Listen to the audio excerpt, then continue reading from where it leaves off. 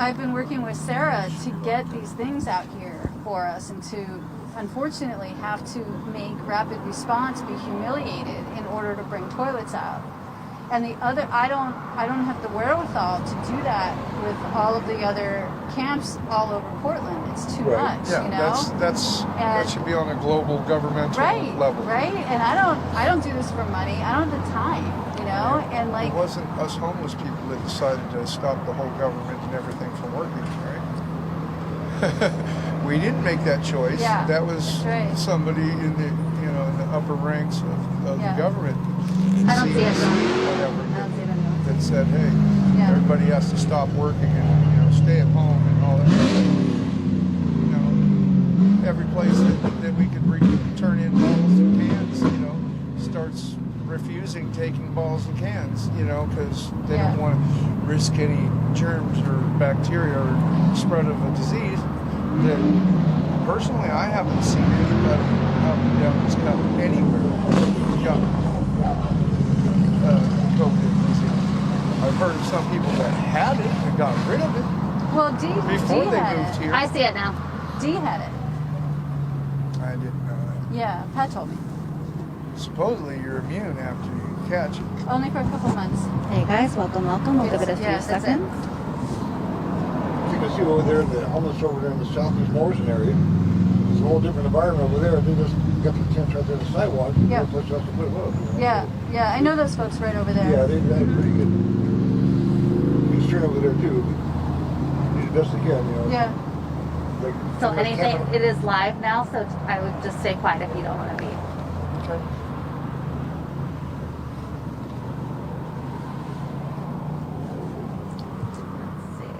Yeah, I guess other than D, I didn't even know that she had it. I've gone over there and had lunch and dinner with them numerous times. That's why I asked. I've been in close contact with both of them, and I haven't come down with anything whatsoever. I'm pretty healthy and 1 second, guys. Jordan just made the pretty live good stream about keeping public. myself up. Other minor accidents. We're going to give it a few minutes for people to come on in. Scraped my leg the other day. We are streaming here from Portland, Peeling the meat down to the right bone outside of from the the houseless shin. community. Jordan's going to send a text. If you are not on our text list, text COUP to 370-370, and you'll get notified whenever we go live. Okay. Share the stream, smash the like button. No fever, no disease or anything. Yeah, good. Got a little puffy red for a day or two. I went back, got more antibiotics from. Welcome to anyone who has just come in. We are here right outside of Portland, Oregon, in a houseless community. Just waiting for some more people to come in for you guys to get the text. Yeah, other than that, I haven't seen or heard of anybody up I know, in we've this been really area lucky. that has been with it, or even anybody really in town that I know that's even come down with it. I haven't heard anything. Yeah. As far as anyone coming down. There's been very with it. few. Yeah, A couple people downtown. Welcome, guys. Smash the like button, share the stream. Practicing We'll the get started social in just a minute. distancing. They're practicing keeping their hands clean. Again, Jordan's sending out a text to those on our text list to notify everyone that we're live. If you're not on that list, text COUP to 370-370. I usually only put it on when I go into the stores. Other than that, I believe in breathing fresh air. I hate being stifled with a mask. It gets a little annoying after a while, especially on warm days. I think I'll shoot my mask on.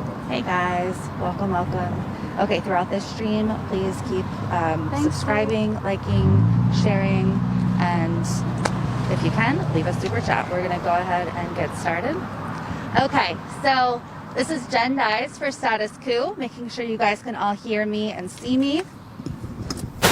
We're gonna test the mics, so we're good. They're good, but just keep them apart from each other. Okay, so if you don't mind holding that one, and then I'll pass that one back and forth between you two. We are right outside of Portland right now in the St. John's area. So again, this is Jenn with Status Coup, and I am here with Mimi and Steven. And Mimi, why don't you get us started by talking about what you do, who you are, an idea for the viewers of your role here. So I've been in North Portland since '95. I came out here, and it was about 5 winters ago. We had a terrible winter, and I've been an activist for forever, like my whole life. And about 5 years ago, we had a really bad winter, and the city wasn't doing anything to help people on the streets. And so it took me a while, but I started to get involved just on my own with and meeting people who were on the street who were suffering, you know, from the cold or from rain or whatever. And ended up meeting this incredible community, which is my community in St. John's, you know, which is a part of Portland. And so this is my extended family. That's how I view being out here. And I can't express that like deeply enough, you know, that when people are in pain out here, I'm in pain. And I've seen the same thing. When I'm in pain, my friends out here are in pain, you know. We're tight. And so we've gone through a whole lot together over the years, including trying to get a village going, which we're not done with yet. We got curtailed last winter, 2 winters ago. It was last winter, because the rangers kept coming out to sweep us, and it got to be so bad that one of our residents of this village had to go to the hospital like numerous times from just having a complete breakdown with all the cops and the ambulances, the cops coming in and the rangers coming in to sweep. So I got really vocal at city council, because this is a local issue. You know, the governor could really give a fuck about what's going on. I mean, so same with city council. But city council is the way to get things changed for housing in Portland, including, hey man, including the county as well, which is separate from the city, but both, you know. And hey man, we're on doing a live stream, so I just want you to know that your face might be on a live stream. If you're okay with that, it's cool. If you're not, just letting you know. I just take care of some people out here, really. And, Yeah. Do you want to join us? Yeah, we'd love for you to join if you can. It's a solar shower. Smash the like button, guys. Share this stream. So we started to shut down city councils every single Wednesday for about close to 3 years on issues concerning houseless, on issues concerning our cops and houseless, and on issues concerning cops killing black kids, black people, and people with mental illness on our streets. So city council got to know us really well, and they've still done nothing, absolutely nothing. So we took over a piece of land here on this we call this the Cut. And it was a piece of metro land, and we did that for a friend of ours, Jason Barnes, who got killed out here 2 years ago, almost 2 years ago, November 15th, I think, 2 years ago.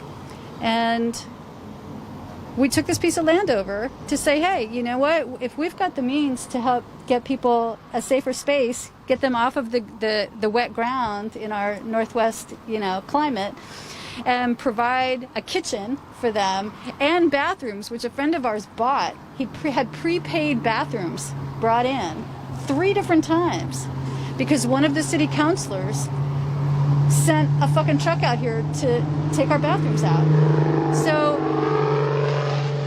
no matter what we did to help provide a safer space here, you know, altogether, so people wouldn't suffer, the city said, fuck you. And they said, fuck you really loud, you know? And every time that fuck you happened, we're just right back here again doing what we can do, you know? And so I come out here a lot, try to find clothing, whatever people need, you know? Just check in and what do you need? You need a tent, we'll try to find it. Even walking down here from where we parked, you were carrying a bag of items that are useful for people. I think like rain gear or something like that. Yeah. But this seems like a daily part of your life, right? Just thinking about what other people need what's the injustices that are here, and kind of what you can provide. And I think, yeah, of course. Yeah.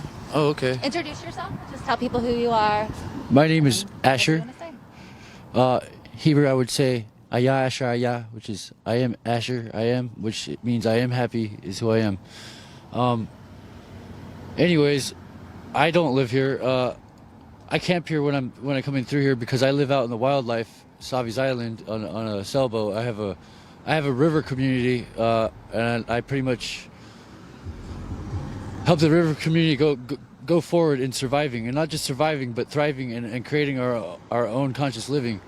And I was always told, you can't just give a man a fish because he'll eat for a day, but you got to teach a man to fish so he can eat for a lifetime. So I'm out here, doing, I feel like, what is my destiny, to help finding at least people who want to actually make a change for themselves and not just exist in these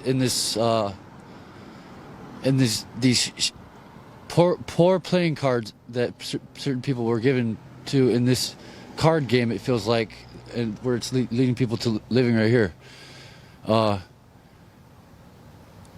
Can you talk a little bit about that, about the hands that people are dealt? A lot of it's bad. Make assumptions about the houseless. It's bad. I have. There's other camps in Delta Park that I'm helping out. A few guys out there, trying to help them, form some organization and sanitation, and it's just so local. These spots are so local in the city. You're always going to have these outsiders coming through, and the routine can never stay put to keep things going. And then you got some really, really bad quality drugs I've noticed are going around, making people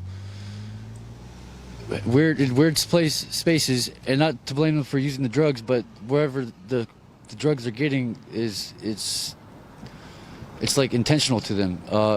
It's like the homeless people are being played jokes on, and in my experience, having to come down here for helping a few people, and I've needed help. I've been in some situations where I needed, at the moment, I ran out of gas, or I needed a blanket to sleep overnight, camp overnight, because I couldn't make it home, and not one person who looks like they didn't live on the streets would ever even consider helping or acknowledging me. But I always had help from the most poorest of people, and so I have a lot of compassion for these people out here. They're going through this, but I'm out here doing as much as I can. In my community, we have our own garden. I have a 40-foot dock. I purify my own water. It's purer than the city water. We stock up on a lot of dry foods. We do our own canning. We do a lot of things, and life is good. It's always great. I'm just trying to teach people a resource that they can depend on themselves for, instead of depending on a food box or food truck coming by to feed them for a day. We had a garden here, Asher, this summer. There's a big garden that went in here. Is there? Everybody took advantage. Hand her the mic just so you can hear her. So a couple months ago, people in the middle of COVID decided, well, hey man, they had to put a moratorium on sweeps, and they didn't want to. I got to say that they did not want to. The city was pissed off that they had to do that. People who might not understand what sweeps are, just explain that. Sweeps are one of the most horrendous things that happen in America. One of. And what happens is there's a contract in different cities, like San Francisco's got one too. But anyway, here there's a contract from our city to Rapid Response. Rapid Response is the most heinous fucking contractor like in America, or again, one of. There's so many to choose from, I guess. But they're one of. Nations Plan Agenda 21. Right. So they come out, they get paid by the city to come out and sweep people, literally sweep them off like Steve's tent here wouldn't be here. They would just take it, and they would take it, then they throw it into their trucks. Sometimes, this is way back when in the history of Rapid Response, right over there is the railroad. So sometimes rapid response would come in, take all the tents and everything that belonged to people, call it trash, including the people, and dump it over the hillside. We used to see stuff over there all the time, and the people who got blamed for that, right? No, for sure, man. And so people would get blamed for being dirty and not having trash pickup and all this shit when it was rapid response getting paid to do that, you know? So anyway, that's what a sweep is. They come in, they take all your possessions, they humiliate you, Just a couple you know, weeks just ago, by having that happen. Delta Park, somebody did a drive-by and shot everything and everyone with a paintball gun. That wasn't the city. That was Proud Boys. Somebody. That's Proud Boys. That's a whole different thing. Those Yeah. are the same people that are affecting us, the people out here. Absolutely, man. It's very sad. And they're one and the same, right? I mean, like I live the on cops, the the river. fucking Proud Boys, they're all the same. And they look, the fishermen and the yachties on the river, they look at us sailboaters, you know, as the same kind of nuisance and problem, even though we're maintaining ourselves in that. And we don't, my camps are not dirty. Everything has a system. And I'm trying to help people lead, you know. There's a couple of guys I know that lead some of the camps, and they ask, begging for my help, and I try to give them so much help. They give up. They can't do it. And there's a lot of outside territory in Oregon where we could start just claiming, just like you did at this park. Yeah. In the river, I started staking an island called Loose Island. It's a little island off the Savi Island, and it's uninhabited. It's completely legal game. It's under maritime law to inhabit and camp there. Currently starting to build tree houses because it's in wetlands, and so when the water gets high, sometimes, you know, you would got to swamp your house. But tree Yeah. houses are so easy. The materials are already there for you. You don't even have to chop it down because there's so many excess materials you can use lumber from on the river. Yeah. It's amazing. The river can provide. Very nice, very And, nice. Let's Stephen introduce himself here. If you want to go ahead and just say who you are. Hi, I'm Steve. Any of your story that you want to share. Well, I just want to say that I know, like I mentioned before, down the women's shelter down there in the Kitten district. I was down there for a little over a year helping out down there, and the general public are the ones that really picking up the notch too and delivering and answering the calling. They're doing the same thing over here. But like you said with the paintballs, you know, there's homeless people, they get stereotyped. Yeah. And one label fits all. And sometimes, you know... What do you think? What are some of those common stereotypes that you hear? Well, just not so much just I hear, just the actions too. Yeah. But, you know, sometimes bad things happen to good people. I mean, it seems like stereotyping one label fits all. They're all bad and they're all, you know, just running for the law or just bad people, drug users and everything else. But, you know, I met some of the most people I've ever met in homeless camps through the years, you know, so but, you know, North Portland's really been picking it up around here, so. The same with down there in Kitten.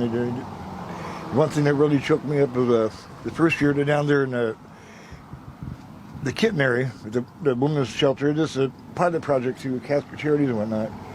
But the neighbors down there during Christmas time doing Christmas caroling from door to door, and they came down to the women's village and went out of their way down the old gravel road, and I was the only one there. It was Christmas time that all the women were gone, so I was sitting there throwing little pebbles over the fans. Hey, come on, girls, check us out. But it almost brought tears to my eyes, though. Unfortunately, there's nobody there. They just spent Christmas time with their friends and family, but the donations and the time and effort. I mean, we got restaurants, we got people dropping off clothing. I mean, you name it, and just week after week. But so the private citizens are picking up. I just wish that maybe we can more in the political area, they can pick it up a little notch or two. Well, it's interesting you talk about, you know, the general public and how they help out too. How do you feel about, you know, the local government, the federal government? What are they doing for the unhoused? Doing what they can. I mean, the thing I always get is lack of funding because we are, you know, a lot of people on the waiting list, you know, so. To get into a shelter. Right, shelter, just a permanent, you know, permanent housing. But, I don't know. It's always a political juggernaut. But I know I watched on the news here just about 2 months ago. They're taking those cargo continues on shifts. They put on the rail cars, and they're transforming those into temporary housing for traveling housing, which is a good idea. But do you feel that our government is doing as much as they could be doing? Well, I don't know, because too much plays into it. I mean, they get like new building apartment complexes down in the Pearl District. Now they'll have so many studio apartments available for low-income housing, but even then, depending on what part of town it's in, the price is still too high they can't afford. Yeah. I mean, even if you knock off 30% of your income, but that's all private, privately owned, so they're trying. It's hard to keep up with. 'Cause I know my niece she's homeless around here for 5 years.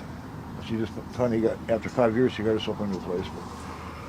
And then so it's kind of supply and demand. You do what you can, but I still think they could be doing more. What would you say to people who don't know any of the unhoused, who haven't really even thought about the unhoused? What would you say to people that they need to know about the houseless epidemic in this country? Oh yeah, I know. It's out of control. I mean, one guy told me that other neighboring states were giving their homeless a one-way ticket to Portland because Portland's been picking it up, and they have better odds of getting housing over here. Is there any truth to that? I don't know, but it would, Portland is kind of unique in that way. They're doing the best they can, but as far as politically, I can't say. Mm-hmm. It's all a money game, but I've been homeless before. 20 years ago, I was in downtown Portland, but back then things were a lot different back then. But talk a little bit about that. How was it different back then compared to how it is today? Well, back then, because I was homeless for about a year in downtown Portland, but eventually got myself back to work full time, being a buddy of mine, and got a couple months of full-time paychecks and wouldn't rent the place. It just took us a while. Yeah. Sometimes it's kind of hard to even apply for a job when you're homeless because you can't have a place to shower, get cleaned up, and everything. But then you get the job and the same problem. So you're going through that. So, but downtown, I mean, it's soup lines and concrete. It's nothing like over here. But that was a long time ago. I think there are a lot of people who truly do not understand. Especially a lot of conservatives will just say, okay, pick yourself up by the bootstraps, just go get a job. Right. No one should be houseless. What do you say to those people? Like, what obstacles do you face? People really don't get it. The way I see it with the federal government, because we still live in a nation with a very large heroin epidemic, so the federal government came through methadone clinics. We're not going to let our Americans die, period. The same with the homeless. Good things, bad things happen to good people. Mm-hmm. I mean, so, but like I say, even if people are doing their time and their efforts around here, they're still facing opposition because people, there's two sides to every dilemma. So, but they're still pulling their own. Yeah, but it wasn't for them. They're doing a lot down here. I mean, and you don't see that in other parts of Portland. So, at least to my knowledge, anyway. I mean, they're coming out here every Saturday, and Bob Drop helps them out a hell of a lot. Because it's a lot of work. We need to form a good leadership team. And bring by lunches, lunches and everything else, and sleeping bags and tents, and that's where I got this one. Some passerby just pulled over. Hey, you need a tent? So tent and sleeping bag, and the other guy about 4 hours later said, "Well, my wife wants to clean out the garage. They got a couple of cots here, so we got a couple of cots in there. So to us, it costs money." Yeah. Got a solution. Sure. We shall. Let me see what Mimi has to say. And I want you to continue. I just want a solution. Oh no, I'm good. Because this is a pandemic. Yeah. So for you, I have some similar questions. From your perspective on the response of the local and federal government, and then I'll follow up with how people perceive the houseless crisis. Sure. So it's hard to even know where to start because now we're still dealing with COVID, you know. And one of the things that happened when COVID first became a thing in the U.S., when it was finally acknowledged, we hadn't been shutting down city council for a long time. I mean, this was a history here of shutting down city council. They had a reprieve from us for a good year, maybe even longer. Then COVID happened, and Ted Wheeler said some kind of bullshit about what he was going to do for the city. He's the mayor. And so he said some kind of bullshit about what he's going to do for the city, for people in the city, you know. And he didn't make one mention about our unhoused communities, of which there are many, you know. And I'm like, come on, say it. We knew he wouldn't, you know. So I wrote him a letter, or I don't know if I tweeted it out to make it public or what, but I said, he has 1 week to tell us what the plan is for our unhoused people, you know. And that week came and went, and city council happened. So we shut city council down again. That was the last time. It was in March. And that was because he didn't have a plan. So we forced him in that moment, when they were in the back room for 15 minutes and we were shutting shit down in the front, we forced him to come out with a plan. He had to walk out with a plan if city council was going to continue, right? So the plan sucked, and it was something, but it sucked. And it wasn't, you know, it was like, we're going to have all of these sanitizer stations put up around Portland, right? We said, where? Where are you going to do that? We're known here in St. John's as the desert of houseless services. Okay, they call it that. The city calls it that because they know, you know, that they don't care about anybody out here. Nobody, you know. And like they admit this as if it's somehow okay to even admit that and not change it, right? So it's not been changed. So no sanitizing stations were due to be delivered out here. They were going to deliver one like on the middle of interstate where nobody is. Like, why, you know? There were no toilets being put in here. None. So we went on a Twitter rage at the city, embarrassing everybody to make them get toilets out here. So finally, this is way into COVID now. This was not at the beginning, you know. I mean, like, we were trying to get shit done in the beginning, but it wasn't happening. So finally, the woman who was running, one of the women who's running for mayor, Sarah Iannarone, she called me and she said, what do you need? And I said, we need tables and sanitizer, and we need toilet paper, and we need bathrooms, you know? So Sarah bought us tables and brought truckloads of water in, you know, like those half-gallon containers or whatever they are. So that was the beginning of making things kind of okay here, at least safer for everybody. And because people are living outside with such limited access to news outside of here, people weren't getting out here because nobody was talking to anybody to educate people here about the virus, except for me. Well, I'm a friend and family member, right? So it's easier to, if it sounds so crazy like COVID sounded, because it is, it was hard for people to believe me, because if people weren't seeing it, and you don't have access to seeing people dying on the news, right, you know, showing this is real, it was very hard. So there was zero education coming in. No masks, no mask education. I mean, nothing. So, like, where to start with all that? Was that a federal failure?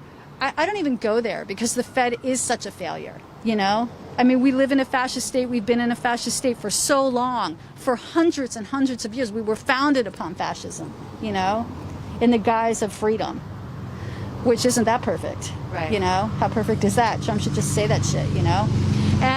But on a local level, this is where, like our friends have been saying, people will drive up occasionally and be kind. So if we're going to make any kind of difference for people's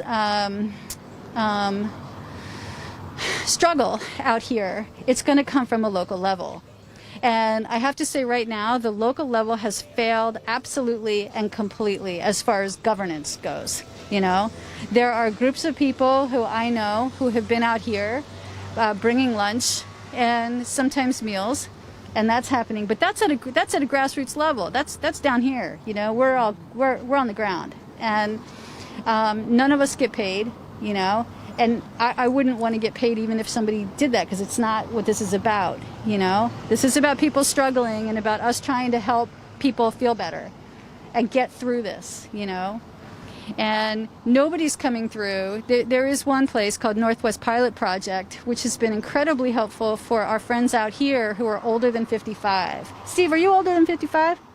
We should talk, because I'm not paid and I have a job. It's hard for me to get the time to do it, but I think I'm ready to take on another person to connect with Northwest Pilot Project for an apartment.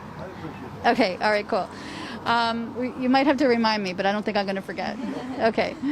So, and even that, right? Like, we've had, Northwest has housed 2 people from here, well, 3 people from here, and we're working on a 4th right now. And then Steve, you know? And I talked to Alan. Alan wants to do it, you know? So anyway,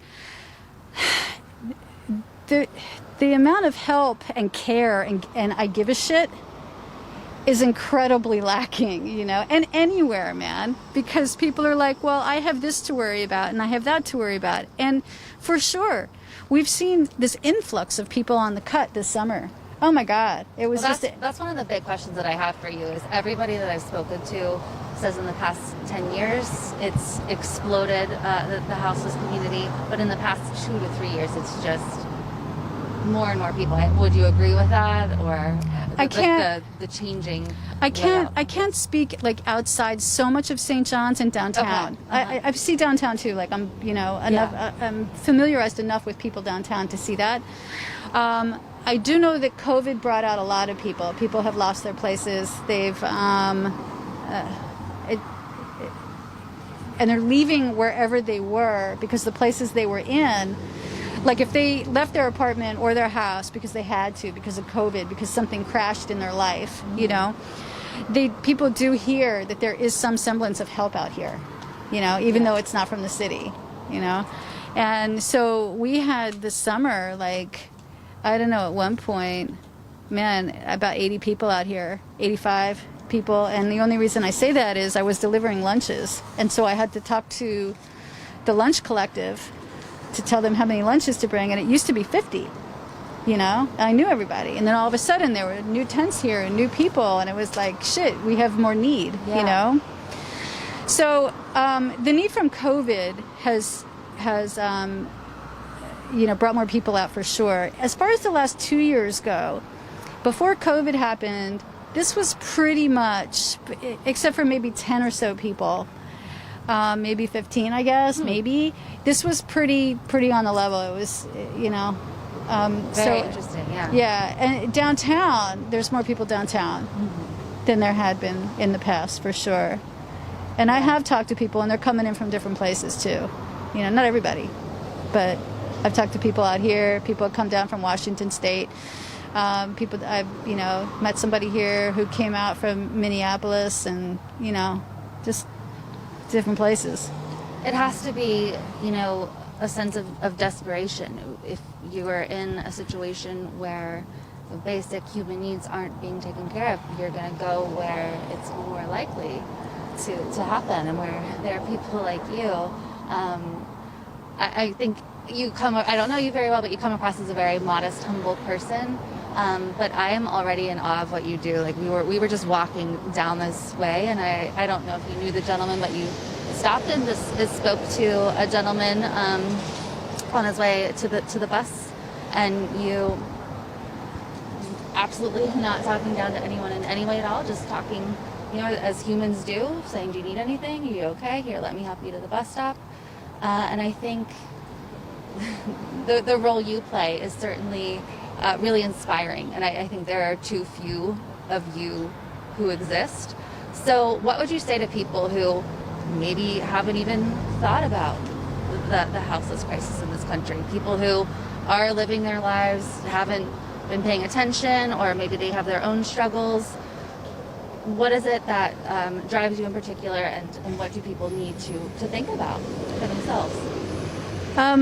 I think it's really hard for people who are so self-serving, you know, whose life is just, you know, has been, whether it's self-serving or just, you know, bubbled, you know, into their own reality, to even bring up anything as, well, to me, hurtful and sorrowful, as, you know, and also amazingly fun and happy, as, you know, some of the times I've had with people out here, as what happens with people who are in crisis, you know? Like, how do you leave your bubble to even think about that if bubbling is where you're at in life, you know? You have your either, you know, really, either you're, you know, deep into your politics, and so you're not going to do anything and come out of that. So I guess the question is, what do you say to people who might be, who are slightly outside of the bubble and want to do something? To those folks, you know, it's like, man, meet people, right? Like, when I met my friends here, I didn't know them before I met them, right? You know?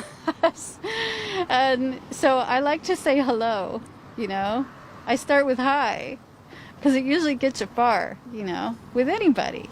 And people tend, for me, these folks here, my family here, this is the realest place I can get to. Well, actually, this and protests. Because it's the same, so many people at the protest care about what's going on, not for their own life, but for the lives of other people, you know? So I'm hanging out with the same, not necessarily the same exact community, because I don't know everybody who's at protests, you know? And generationally, people at protests are so much younger than I am, and it's beautiful to see everybody out there caring like they care, you know? And at protests even, not even at protests, and it's expected, we help people who are intense on the streets when the fucking cops are, you know, clubbing the tents, tear gassing the tents, or tear gassing all around. Last night they ran right through them. Yeah, they did that. So John's saying they ran through tents last night, and I heard too they did. I guess they did a sweep right after the protests as well downtown.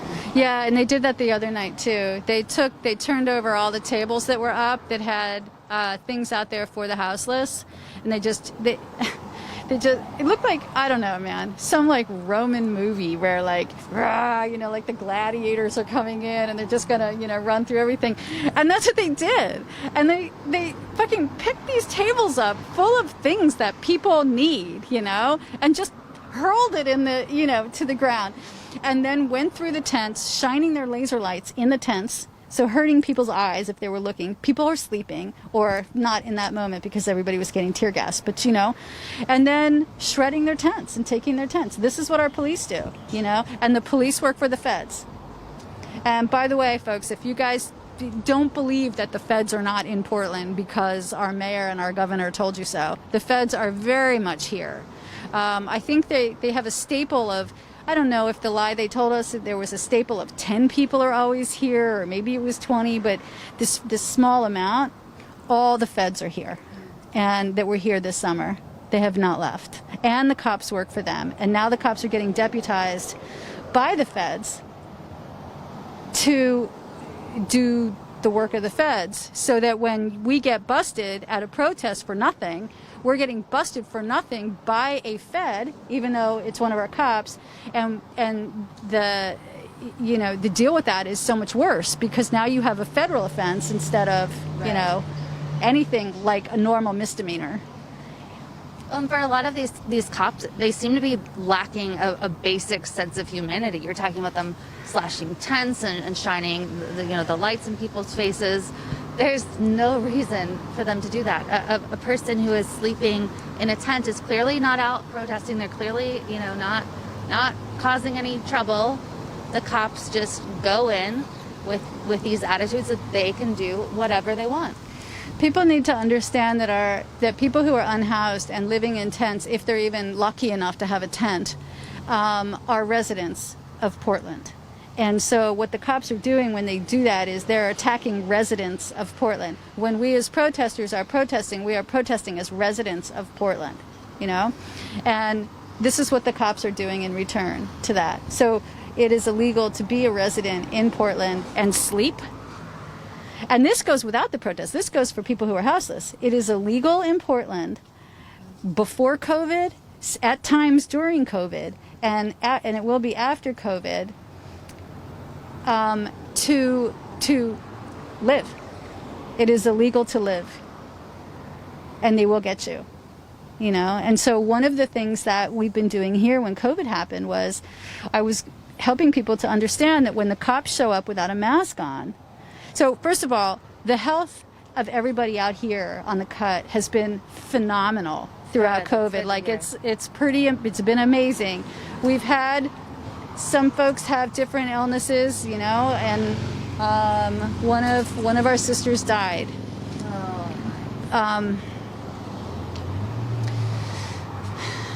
And throughout it, though, overall, we've been really lucky. And so when the cops show up and they come in they walk over the cut onto the grounds of where people are living, you know, and I've told them this, and I told people here, you have the right to tell the cops to get the fuck off your property, off your space without a mask on, because coming into their home and their, you know, residence without a mask on is to bring disease into here, bring the virus into here that they have not gotten. And for whatever reason, the way that people are living here in the air, you know, with the luck that has been present so far, I wanted people to understand you have the right to not get COVID by a cop, you know? So people started to do that. I was so happy to hear it. It was one of the happiest moments here, you know? People were like, yeah, a cop came by and was like just hassling me, and he didn't have a mask on. And I told him to go the fuck away, man. You don't have a mask on. Good, yeah. And it's that kind of, the cops don't expect people to understand what their rights actually are. Yeah, and the cop left. Good. You know? Can I interrupt for just a few minutes? Sure. Because I got a lot on my plate. And, I'm open to private interviews. I'm open for going to meetings that are outside of this. I love to speak after this, and I'm all about it.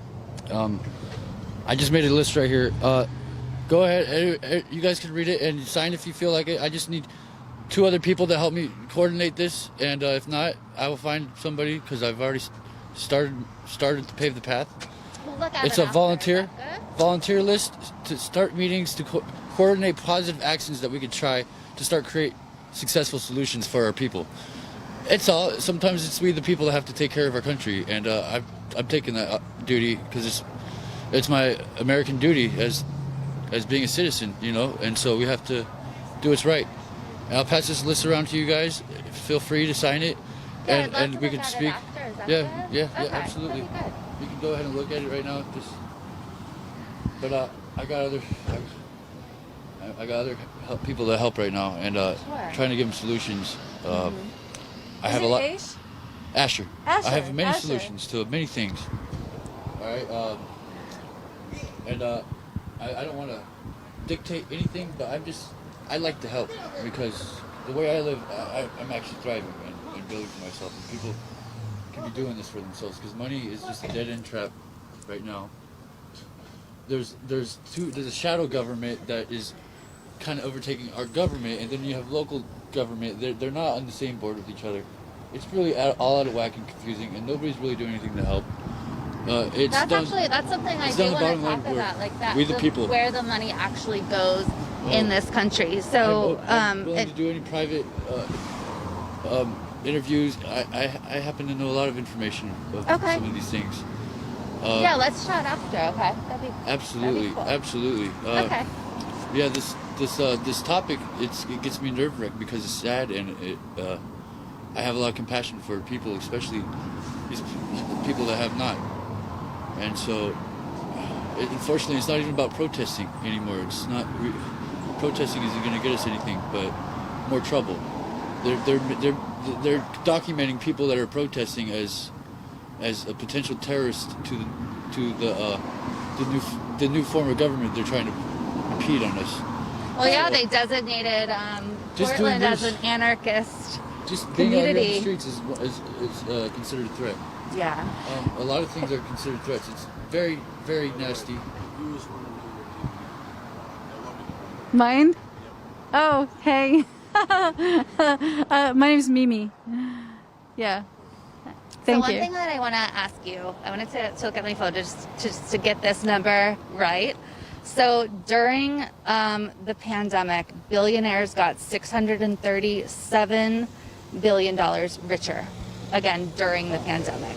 So here these billionaires are collecting all of the wealth, leaving everybody else out. Your thoughts on that, related to what you do, what you see every day? You know what? I can't.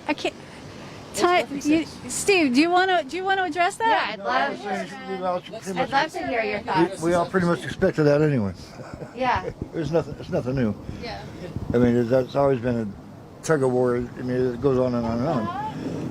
But there's businesses like downtown, even downtown Portland, called looting, and I mean, those stores are barely just keeping their heads above water with the coronavirus and whatnot. And then one guy said he has to close down the store, and that feeds his wife and kids, and Yeah. but kind of working against each other on a lot of issues. But what do you think about, so there are like the smaller businesses that are struggling, there are regular people who are struggling. Right. So what do you think it says about our country when billionaires are getting billions and billions and billions more, and everybody else is left with nothing? Well, do you think things need to change in this country? That's supposed this whole idea between these stimulus checks. So we can spend more money on local businesses and continue to keep the cash flow going.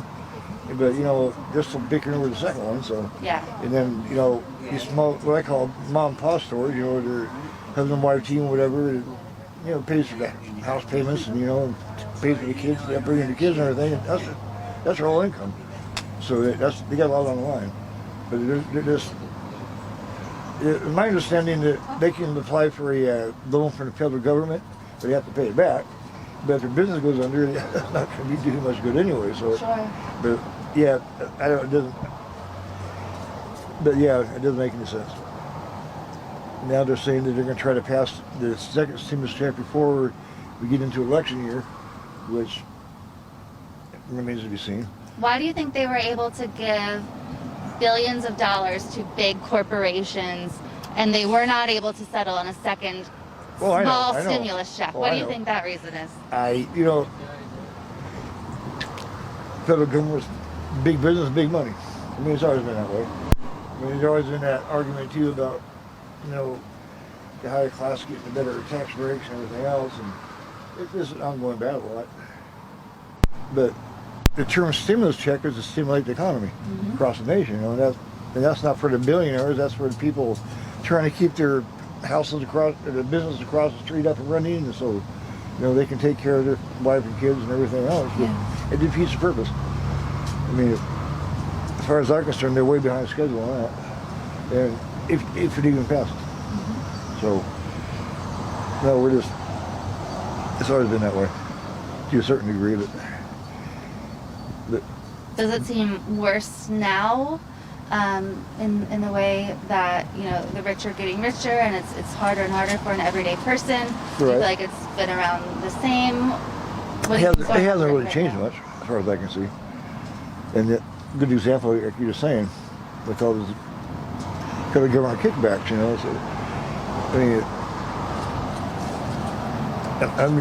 it's hard to say, because it's too early to tell how many businesses are actually even, if they get another stimulus check and things start picking up, if they're going to be able to stay in the business or not.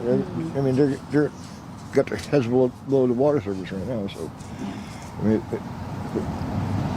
but they're not getting the help they need, I don't think. But what would happen? What would it look like if houseless people did get what they needed?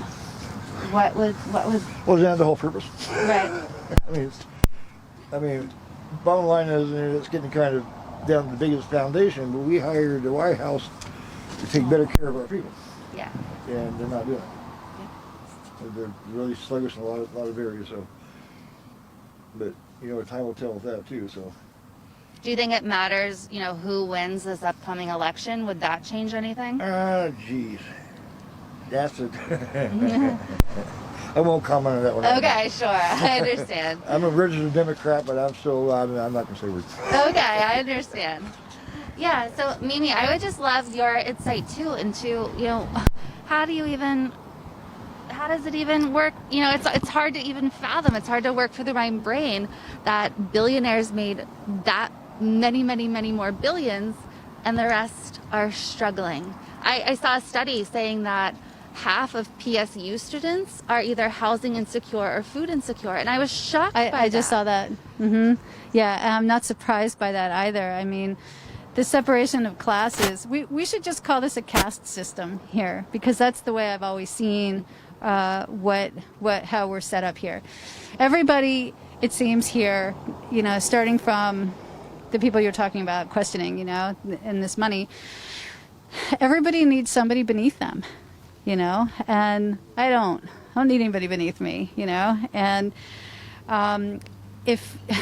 so I can't focus on, it doesn't do me any good in my life to even try to wrap my head around the numbers of that kind of money when like I know how much $1,000 would do here, you know, and so I really don't think about it. I hear it, I know it, and I walk with it. But what I also know is that the reality of getting something done is we have the ability to do that almost free.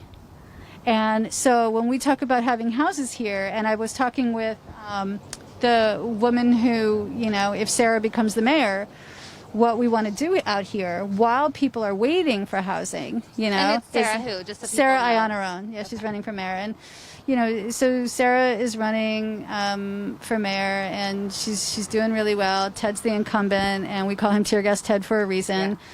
Yeah. And Teresa Rayford. So nice to meet you. I'd love to interview again. If I could get a call before I take off. Actually, I don't have my other bag has my cards, and I just realized I got to do one. I'm just getting a phone right now. I can come back at a time where you guys are still there. I'm around. I can give the info to Furman. So if you see Furman or Pat, I can leave that for them. Maybe in Cathedral Park at I can't guarantee. Okay. No guarantees. Yeah. Of course. Yeah. Of course. I got So, lots of help. okay. Lots of help. I could donate lots of things.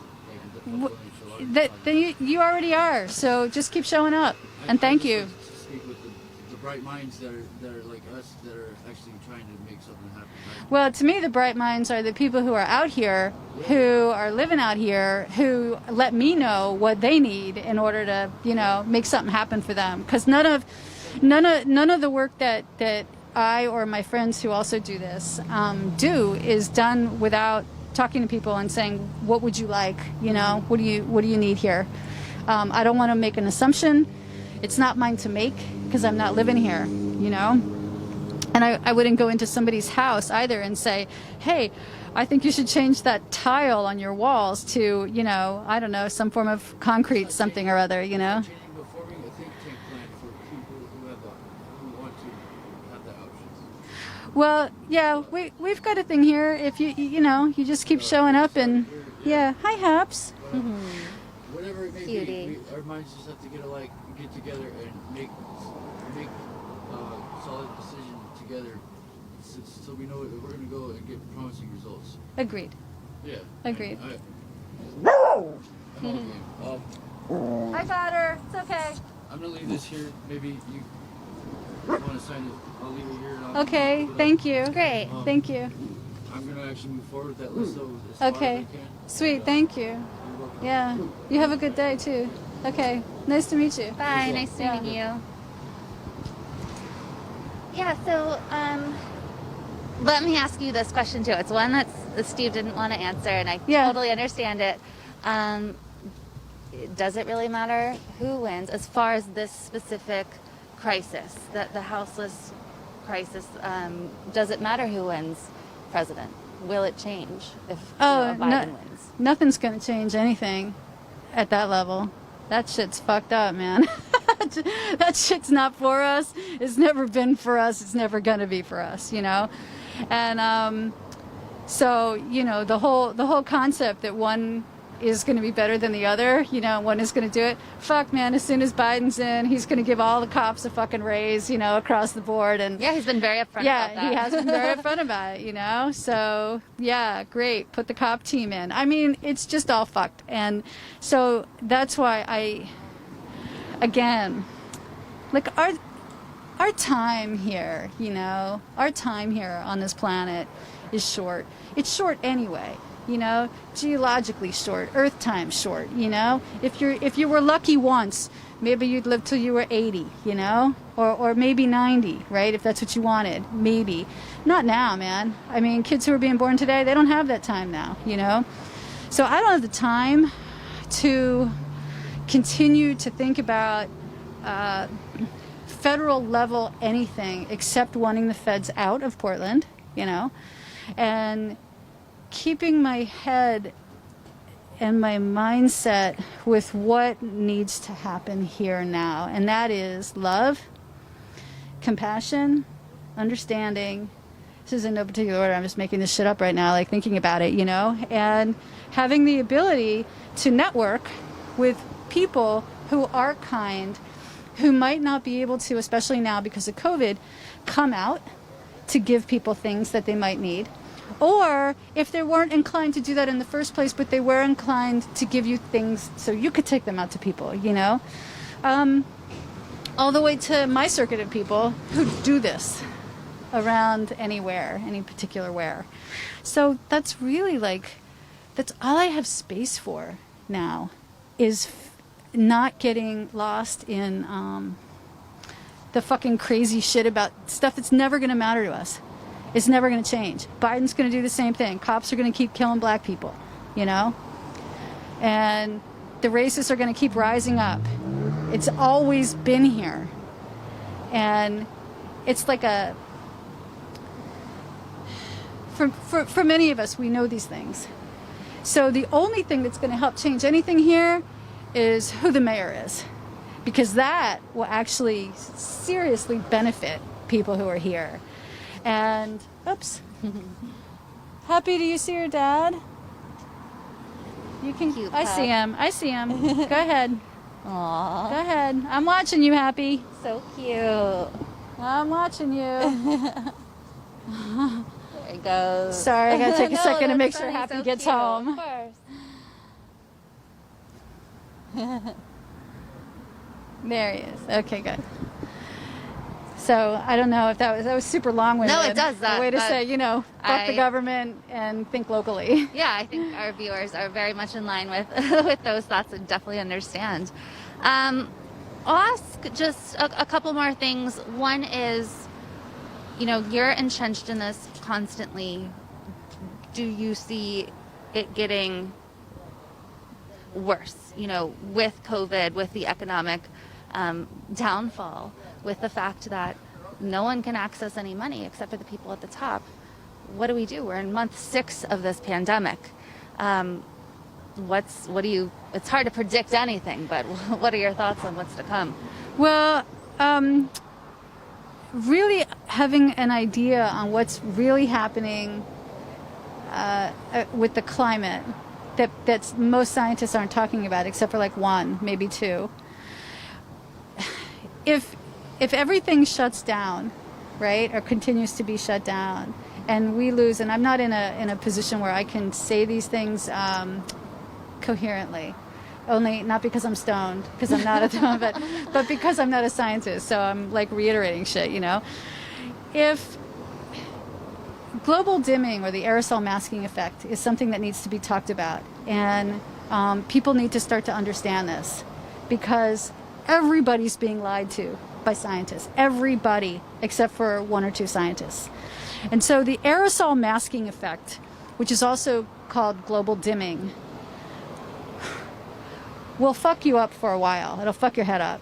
Because when you understand that a 20% decrease in particles going up into the atmosphere will contribute to our death, our extinction on the planet, so much quicker than if we continued polluting. It is fucked up. I'll have to look into that. But yeah. so I can point you in the right direction. Yeah, sure. And Dr. Guy McPherson is who people should be learning about because he's one of the few. He's a whistleblower. Well, he's not really a whistleblower. He just told the truth, and lost everything because he told the truth. So because I'm aware of what's really happening on the climate, it keeps perspective for me, with what's going to happen. And what's going to happen is, sooner than later, we all go away. The whole planet, It's not like before where parts of the planet were going to be able to be here. It's a done deal. And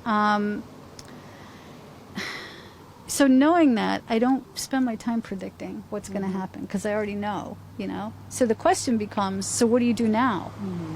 So what I do now is try to be a better person, which, I have to do. I have to work hard at that. Like in my relationship, I have to be a better person. And this part's easy out here, loving people, out here. It's easy. So really, how do you want to spend the remainder of whatever time we have left? How do you want to spend that time?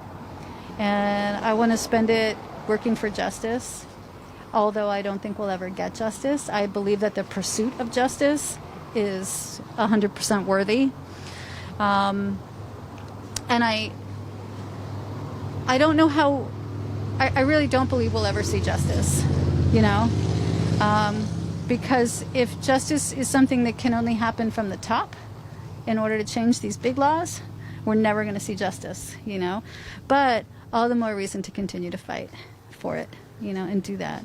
And then what's going to happen here? People are going to continue to not be able to care about others because their lives are falling apart right now because of COVID, because of job insecurity, because of food insecurity. And I hear people say, well, how do we do this? What happens if, we lose everything? And I'm like, there are people who know how to do this. Right, people already have. And the people who have been doing this for a long time are out here on the street. And you learn, and it's a crash course in learning how to do this. And it's terrible, and it's scary as hell, because, you need a community to be in, for the most part. Most people want that. And the community is constantly getting trashed by government, sending in their goon squads to kill the community. And, women who are out here are constantly having to go back and forth dealing with prostitution and rape and ownership, and scared out of their fucking minds, and having to be with some person who says they're going to protect her, and that never happens. It's hardcore scary. And that's what I know is going to happen to people who are housed. Not necessarily the particulars, but overall. If people can't afford rent and they still have to pay rent and they're going to get thrown out because evictions aren't made illegal at this point, and there's no moratorium, a real moratorium. We have people in Portland getting thrown out, and there was supposed to be a rent moratorium here, This is where people are coming. So I'll just continue doing what I do. There's other people doing what I do, There's a we here. And everybody else, man, is really going to have a hard time because this is where they're going.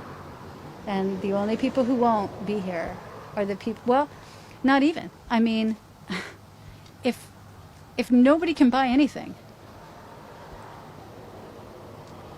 the rich will still be able to live on that, if money is even a thing at that point. Like, what good is money if only the rich have it? And it becomes its most insignificant thing, which it was in the first place. This dictate that this piece of paper is going to make you have slaves. Well, that's one of the things that, you know, Jordan's interviewed a couple of people who talk about modern monetary theory and the fact that we are able to literally print money in this country. If we could fix all these problems if we really wanted to, or if the powers that be wanted to. So last thing is, tell the audience anything you want to say, anything you want to end with, point them towards organizations. Hold on one sec. I don't have toilet paper with me. Did you ask for toilet paper? I have some in my car, which I can't bring over here for about 15 minutes. Okay, I got some. I just didn't want to have to go. I'm being lazy. Okay, honey, sorry. I'll come back with it. Okay. So Yeah, I'm sorry. Just anything you want to say, organizations that are dear to your heart or that you're part of, whatever you want the people to know. I'm not big on naming organizations, you know. I'm mostly a loner in what I do because it's really hard to trust people. Sure, that's understandable. But all I know is that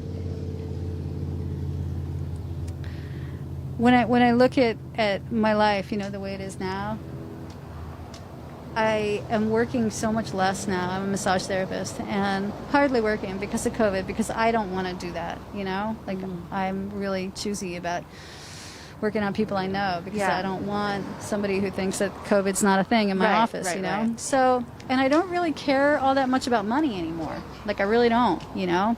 And I can say that because I have some.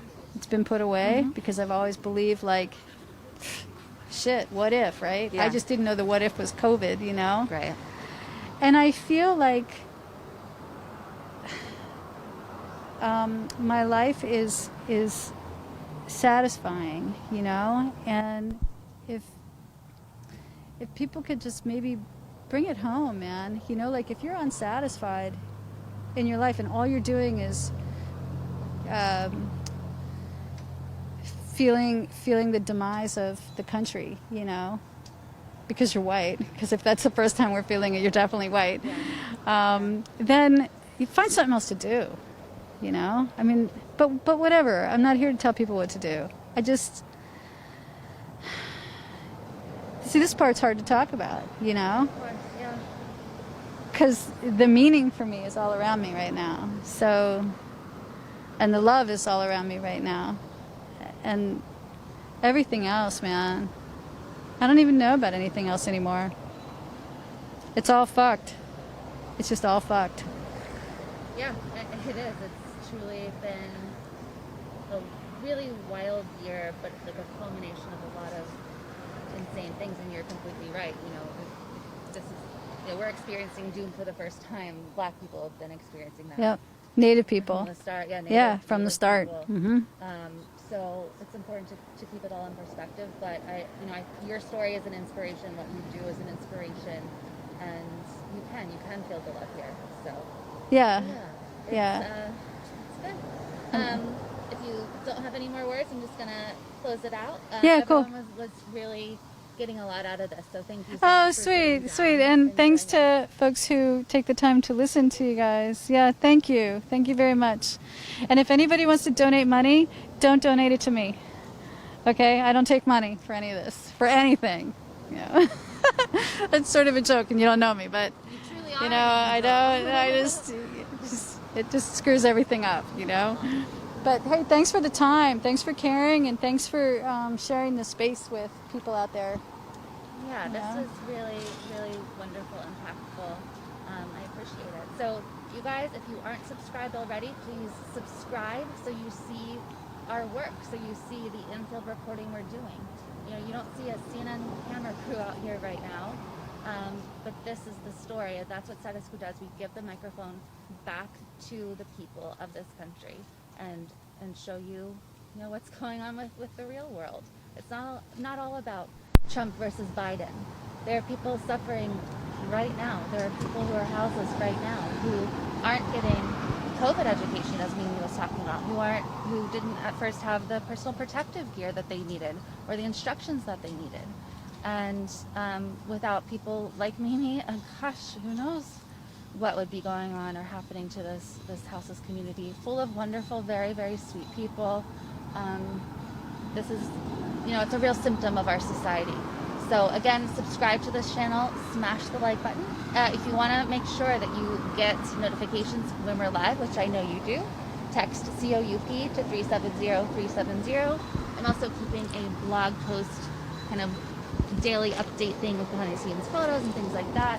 You can also help support this trip at any amount. statuscoup.com/West Coast. We are going to 4 different locations, 4 different cities, so any help you can offer to support the cost of travel is much appreciated. Peace, guys. Check us out when we're live, probably later on today.